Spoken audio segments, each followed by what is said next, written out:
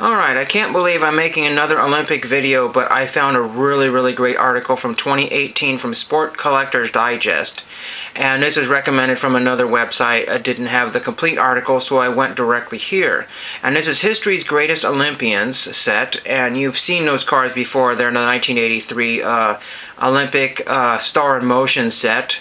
And then it turns out that there was a 7-Eleven trading card set with the black Olympic rings, which added confusion, and I ended up with some of those black rings cards bank error in my favor, which I now secretly have ordered a few more just to see if I got a couple more of those for TTM progress. And so this prompted this particular video, getting the wrong cards.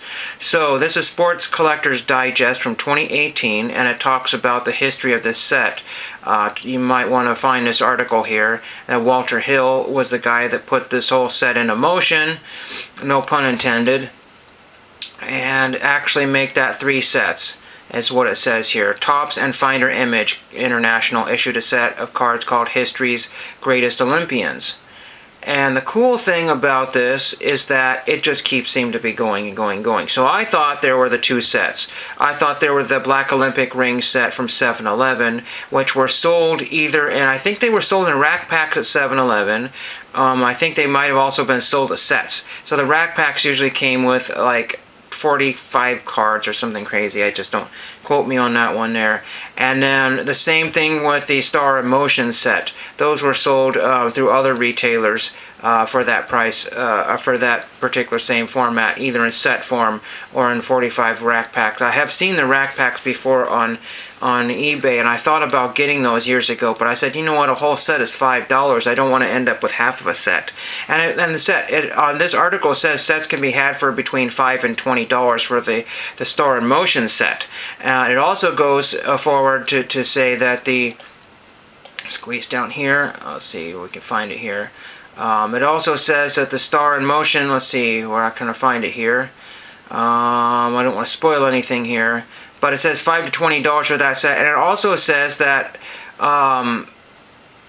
the Olympic ring cards are usually sold as 1 per, so they're not sold as a set, so I don't understand that one here. Hostess, it was another set that I recently found, and they use a lot of the same, most of the same pictures are used, so this Al Order picture is used for all the different sets there. The Hostess set, the Black Ring set, and the Star in Motion set. But we are still not done. This is what has also prompted this video here. There are a few other weird additions here. So we have the Donna De Verona card, and there's the M&M's version, and there is the Olympic Heroes Star in Motion logo card there. And 2 different photographs. I do not have this M&M's one right here. I will get that eventually. This, I believe, is a 44 card set here. It was available through mail. I guess it cost $2 plus 10 wrappers from M&M's Chocolate Candies. So that's what that one was. So you could order this through proofs of purchase, and so it was harder to get because not everybody had all those chocolate wrappers. Not everybody spent the $2 to mail that in. And again, you will not find this as a complete set. Everybody will have busted this set up. And at one time, these were at the same price, $1 and $1 each. And some sellers will still sell the commons from the M&M set for $1 a piece. So theoretically, you could build this set for a minimum of $44. And then there's some other interesting cards here that I've mentioned before. There's Sonia Haney right there. But there's Cassius Clay.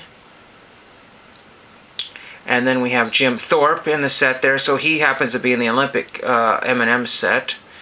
And then we have this card here. This is Checklist and Jean-Claude Killy. It says, sometime during the production run, Killy was replaced with a checklist. It may have been likeness rights with Killy, or a checklist may have been swapped in to make a set more collector-friendly pre-internet days.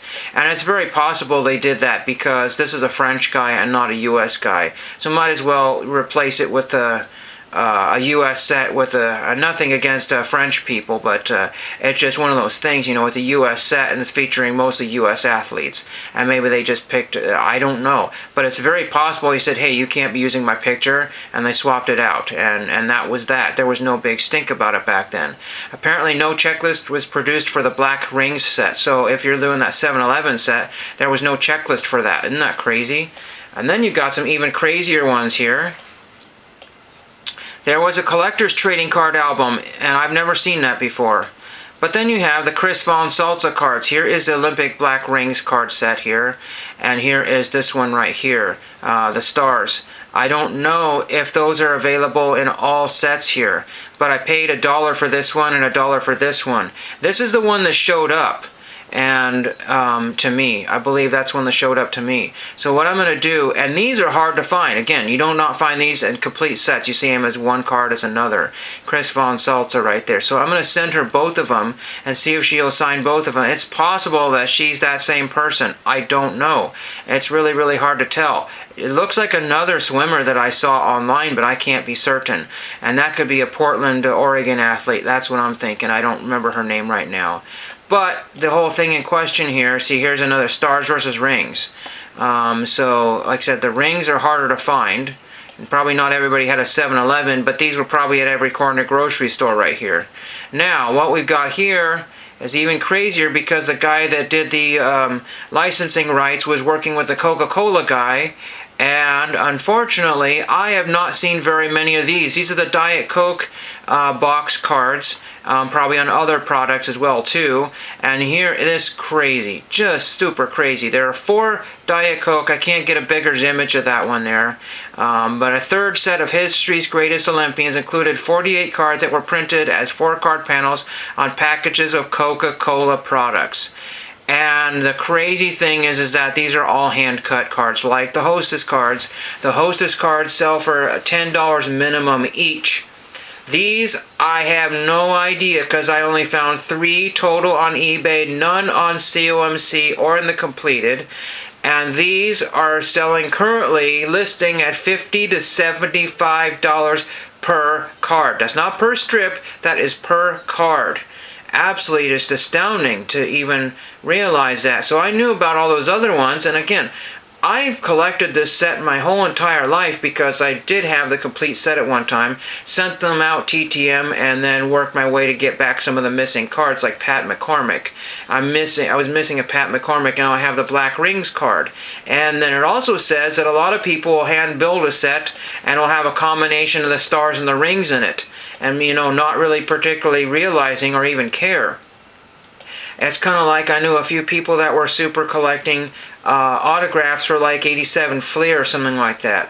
And what happened was they were not caring whether they were OPG or the glossy versions, you know, the Fleer glossy. They didn't care, and so they were just throwing it all in a set. If I'm a set builder, I want to have the exact example. If you understand cards from the early part of the 20th century there, that glossy version, if there was such a thing, versus a matte card version, could be hundreds of dollars of difference. You know, just because it's the same likeness does not mean it's the same card. And that's what you always have to be on the lookout for. So keep a lookout for these Diet Coke or the Coca-Cola cards here. That just seems really, really weird. Really, really rare. I just don't know. You would think that there would be a bunch of them out there, but maybe just everybody just threw away their Coke cans, because this is, after all, the 1980s. It's not the 70s, you know, and you're not seeing a lot of, and you just don't know. Somebody might thought these are not like the squirt cards that you see everywhere, or the other Coca-Cola, because I thought, oh yeah, Coca-Cola cards, they'll be everywhere. And I looked them up on eBay, and they're not everywhere. Just absolutely astounding. So to summarize what we have here is we've got the Olympic Stars set, which is the very common set that used to be $5, and that's pretty close to probably what I paid for my set back in the day, plus shipping. And then you've got the Black Olympic Ring set, which is this one right here. Oh, sorry, it got pinned in the way here. The Mike Eruzione right there. I have the Stars one signed. This is the second hardest to find. Well, maybe not. I don't know if he's in the M&M's card set. So the M&M's and the stars. So the M&M's are not too terrible hard to find. You can find, I think I said, you can sometimes find some of these at $1 a piece, but you will not find the Jim Thorpe for $1. I think Jim Thorpe is between $5 and $10 for that one. Absolutely astounding that it turned out that I was just going to TTM the last surviving people in the star set, and I found 4 other sets and a whole bunch of other crazy anomalies and error cards and weird checklist things that didn't originally start in a set. And thank you for watching.